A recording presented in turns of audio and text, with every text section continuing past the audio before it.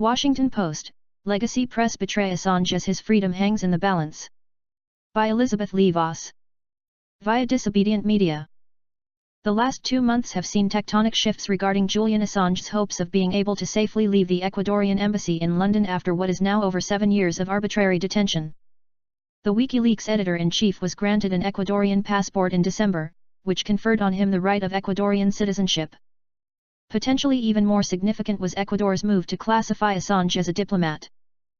WikiLeaks specifically noted Reuters' coverage of these latest developments. Diplomat, an international law professor at Oxford University, said that Ecuador could argue that Britain had no right under international law to reject its declaration that Assange had diplomatic status. Additional press reports indicate that if the UK were ordered by the International Court to accept Ecuador's decision to treat Assange as a diplomat, and were then to declare him persona non grata, it would then have to give him facilities to leave the country unhindered.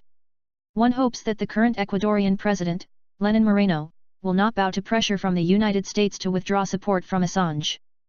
Ecuador's former president, Rafael Correa, has indicated that this is a real possibility. So far, Legacy Press has not taken the UK to task for attempting to ignore Assange's new diplomatic role. Now more than ever, the media's silence is important in informing or misinforming the public regarding Assange's situation. The legal implications of Ecuador's decision to confer Assange diplomatic status are potentially massive, but many outlets have been atrociously silent on the matter when they are not outright lying regarding Assange's circumstances.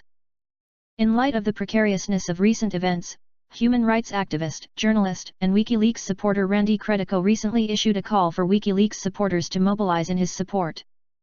This is a statement which should be taken seriously by the public and by independent media, which has increasingly been tasked with filling the void left by mainstream outlets that no longer function in the interest of honest reporting.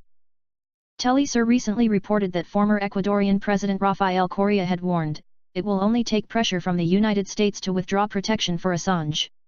He added, surely it's already being done, and maybe they await the results of the February 4 referendum, to make a decision. Correa also referred to Ecuador's current president as a traitor. Over the last 12 months, Disobedient Media has reported extensively on the hypocrisy of legacy press, including the Washington Post. The outlet's recent coverage of Assange's circumstances serves as an emblem of the overall problem of intelligence agency narratives being pushed by a corporate press with which they are entangled. The Washington Post exemplified the issue when it published an article erroneously titled, "Ecuador's President Calls Julian Assange More Than a Nuisance." The article in question incorrectly referenced Assange in the following incorrect terms: the WikiLeaks founder was wanted in Sweden on sexual assault charges. Those have since been dropped. Assange was never charged with sexual assault, and Sweden ended their investigation into the subject. Although false narratives around WikiLeaks are nothing new for establishment press, the latest smear attempts are particularly important due to the precarious nature of Assange's current position. The Washington Post's allusion to non-existent sexual assault charges dishonestly paints Assange and the reasons for his exile in the Ecuadorian embassy in a light that not only is factually untrue, but conveniently distracts from the manifold ways in which Assange and WikiLeaks employees have been directly targeted as a result of their journalistic endeavors. As this author previously reported, there have been a plethora of calls to assassinate Assange from media pundits, as well as individuals associated with the Democratic Party establishment. In light of all this, it is absurd to discuss Assange's predicament without also addressing the intelligence community and plutocratic establishment that has fundamentally driven the situation from the beginning. UN rulings on the matter of Assange's detention have stated, Assange has been arbitrarily detained by Sweden and the United Kingdom since his arrest in London on December 7, 2010, as a result of the legal action against him by both governments, the United Nations Working Group on Arbitrary Detention said today. In essence, even the UN has recognized that Assange's long-standing exile in the Ecuadorian embassy is due to governments who feel threatened by the content of WikiLeaks publications. At this juncture, it bears reminding that Jeff Bezos, the current owner of the Washington Post, has a $600 million contract with the CIA in relation to his monolithic company Amazon. The Nation wrote in 2013. Amazon, under the Post's new owner, Jeff Bezos, recently secured a $600 million contract from the CIA. That's at least twice what Bezos paid for the Post this year. Bezos recently disclosed that the company's web services business is building a private cloud for the CIA to use for its data needs. Critics charge that, at a minimum, the Post needs to disclose its CIA link whenever it reports on the agency. Over 15,000 have signed the petition this week, hosted by Roots Action. The nation's coverage of the CIA's contract with Amazon has since been removed from their web page for unknown reasons, but is available through archive services. When discussing the Washington Post's exercise in gaslighting, it is important to keep the outlet's well-documented financial connection with the CIA through Bezos in mind.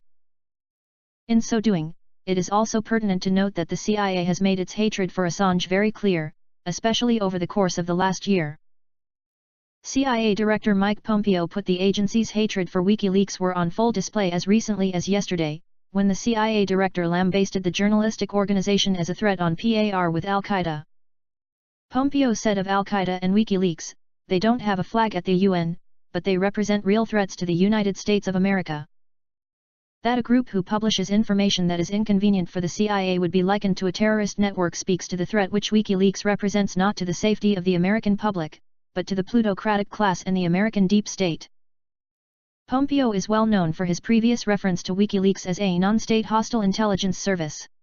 The Hill wrote of the incident, in his first major public appearance since taking the top intelligence post in the Trump administration, Pompeo took aim at Wikileaks founder Julian Assange and former National Security Agency, NSA, contractor Edward Snowden. The Hill also cited Pompeo's characterization of Assange as a fraud, a coward hiding behind a screen. Pompeo's vitriolic characterization of Wikileaks is helpful, because it demonstrates that the CIA's response to Wikileaks is on par with the force with which terrorist organizations like Al-Qaeda are pursued. In that light, the magnitude of the threat faced by Assange and Wikileaks associates cannot be overestimated. Pompeo's words are not only absurd in light of Wikileaks being an extremely accurate journalistic organization, but also depict the real impetus behind Assange having been trapped in the Ecuadorian embassy for years. The CIA director's statements, even taken at face value, completely undercut the manipulative coverage of Wikileaks and Assange by outlets like the Washington Post. That providing evidence of corruption is considered an existential threat by the establishment is indicative of the value of Wikileaks to the public. The publisher is only a threat to those whose lies are exposed by their publications.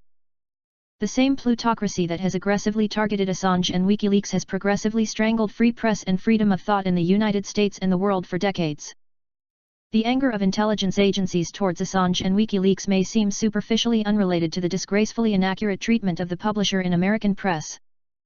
However, it is necessary to view mainstream outlets' coverage of Assange, including both their misinformation and their resounding silence on his having been targeted by the intelligence community, as an expression of aggression from the American deep state. This is especially noteworthy given the close ties of the intelligence community to legacy media, as encapsulated by the Washington Post. Disobedient media previously reported on the unanimous echo chamber of establishment political think tanks and apparently left-wing news organizations when it comes to issues pushed by the intelligence community, including the reauthorization of deeply flawed FISA legislation. In the case of Assange, the litany of lies and gaps in coverage over the years are too numerous to recount in full, but represent a concerted effort to silence truth through deflection and manipulation. Alternative media must refuse to be silenced by the American deep state's fanatical crusade against Wikileaks and its supporters. If it were not for Wikileaks, the growing niche of independent journalism would have virtually zero factual standing when attempting to counter disinformation by press outlets that have completely abandoned their role as a watchdog against government abuses. If there was ever a time to support Wikileaks and its editor-in-chief, that time is now. To abandon Assange at this critical moment would be more profound than its deleterious effect on the life of an individual. It would represent a complete forfeiture of integrity across the entire spectrum of journalistic endeavors.